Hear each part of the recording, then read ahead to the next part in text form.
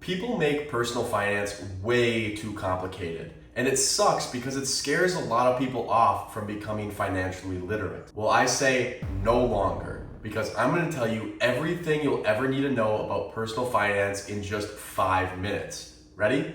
Let's go. Rule number 1, spend less money than you make always. If you make $3,000 a month, spend $2,500. That $500 difference is what separates the broke from the wealthy. It doesn't matter how much money you make, if you spend it all, you're gonna wind up with nothing.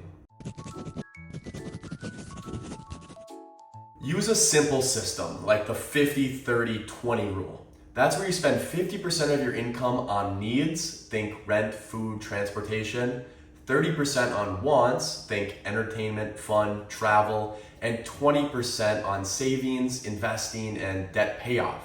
Remember that the more money that you can save, the better. Just don't save so much money or you start going a little bit crazy. Sometimes life just throws curveballs. Job loss, car repair, medical bill, you name it. An emergency fund is what saves you from falling back into debt when one of those curveballs happens. So build an emergency fund, which is typically between 3 and 6 months of expenses. And if you're already keeping a budget, you should know on average how much money you spend per month. So just multiply that by somewhere between 3 and 6, throw it in a high yield savings account, and voila, you're good to go. Now, if you're like me and you weren't quite sure how much to save in your emergency fund, whether it should be 3 or 6 months, follow this rule. If your income is stable and you don't have any dependents, go with 3 months. If you work on commission or you have people relying on your income, go with 6 months or more. In the end, this is your safety net. So just save an amount that makes you feel safe. High interest debt is an absolute wealth killer. So getting out of debt should be your number 1 priority. Go out, pay off your credit cards as soon as possible. And if you're in the case where you have a lot of different debts, you can use either the avalanche method, where you pay off your highest interest rate debt first, or the snowball method, where you pay off your lowest debt balance first. Having debt, especially high interest debt, will prevent you from doing all sorts of things that you want to. So if you take away one thing, get out of debt at all costs. Want to build wealth? You have to invest. It's a must. But keep it as simple as possible. Start by investing in your 401k and your Roth IRA. If they're available to you, choose to invest in target date retirement funds. All you have to do is choose the year that you want to retire in and you're done.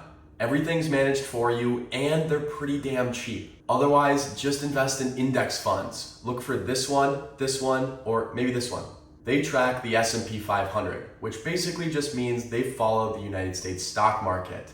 They're cheap, they're proven to work, and if there's one thing I've learned about investing, is to never bet against the United States stock market. And remember to stay consistent. Everything is automated these days, so just set up an automatic transfer every month and let your money do the work for you.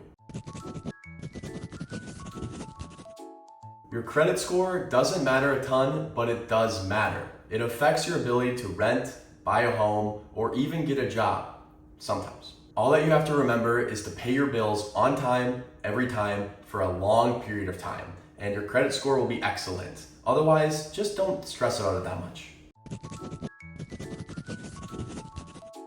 Money is 20% math and 80% behavior. I know it's easy to get swept away with the charts and the spreadsheets, but if you just make a simple plan and have the discipline enough to follow it, you're gonna be just fine.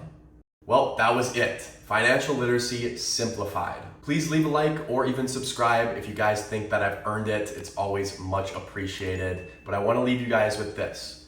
Remember that you don't have to be perfect, you just have to be consistent. You got this.